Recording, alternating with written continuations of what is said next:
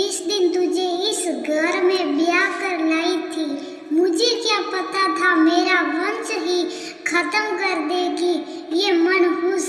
मालती देवी बस जोर जोर से सिलाई जा रही थी और उस मासूम बहू राधा को कोस रही थी, जिसने अभी तीसरी बेटी को जन्म देकर खुद भी नया जीवन पाया था, क्योंकि डॉक्टर ने पहले ही मना कर दिया था कि राधा का शरीर बहुत कमजोर है, आगे बच्चे के बारे में बिल्कुल ना सोचे।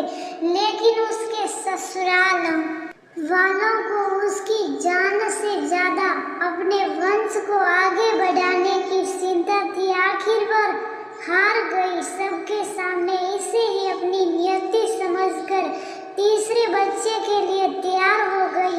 उसने सोचा क्या पता भगवान को ही अब की बार उसकी स्थिति पर रहम आ जाए, लेकिन नहीं। मालती देवी की आवाज राधा तक पहुंच रही थी। उनके द्वारा बोले गए शब्द उसके दिल में तीर की तरह चुभ रहे थे और आंखों के रास्ते आंसू बनकर बह रहे थे। अंदर जानकी जी जिन्होंने उसका प्रसव कराया था, उन्हें समझा रही थी अब की बार उसका प्रसव दही से ही कराया गया था।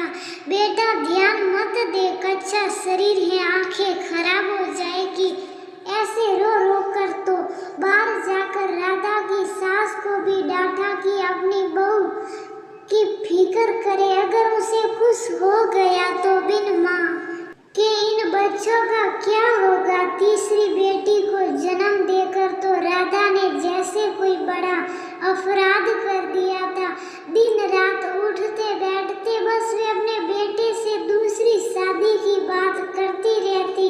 अरे लल्ला, इसे तलाक लेकर छुटकारा पा, मैं कोई दूसरी लड़की देखती हूँ जो हमें हमारा वारिस दे सके। नहीं, मैं तलाक नहीं दूंगी, राधा कहती। एक दिन राधा रात को बेटी का दूध गर्म करने के लिए उठी तो उसने सुना कि उसके सास ससुर और पति उसे जान से मारने की योजना बना रहे थे। राधा बहुत घबरा गई, उसे यकीन नहीं हो रहा था कि ये लोग उसके साथ ऐसा भी कर सकते हैं।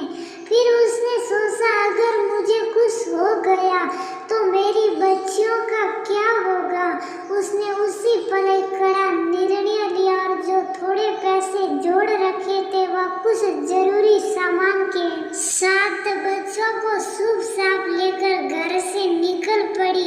उसका तो मायका भी नहीं था, बस माता पिता थे जो कब का स्वर्ग सिधार चुके थे। वह एक ट्रेन में सड़ गए। उसी डिब्बे में एक वृद्ध दंपति बैठे